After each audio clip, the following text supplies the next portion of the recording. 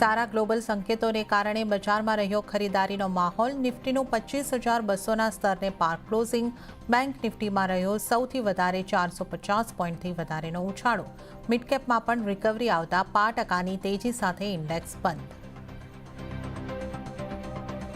આફ્રિકાની દવા કંપની એડકોક હોલ્ડિંગ્સનું અધિગ્રહણ કરી શકે છે નેટકો ફાર્મા. બંનેની વચ્ચે ડીલને લઈને વાતચીત ચાલુ. એડકોક હોલ્ડિંગ્સે જોહાનસબર્ગ એક્સચેન્જને આપી જાણકારી.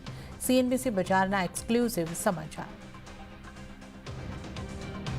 ચાંદીમાં રેકોર્ડ તેજી યથાવત. સ્થાનિક બજારમાં રેકોર્ડ ઊંચાઈ ઉપર પહોંચ્યો ભાવ. કોમેક્સ ઉપર ચાંદીનો ભાવ 14 વર્ષની ઊંચાઈ પર. સોનામાં પણ તેજીની ચમક. ભારતમાં ફરીથી 1 લાખને પાર નીકળ્યું સોનું.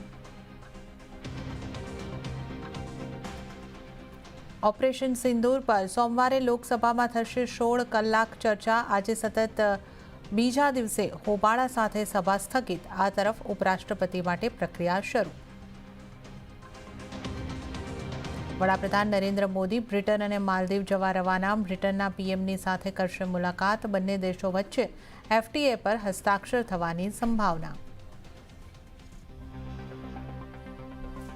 અને રાજ્યમાં 27 અને 28 જુલાઈએ ભારે વરસાદની આગાહી. ગાજવીજ અને પવન સાથે પડશે વરસાદ.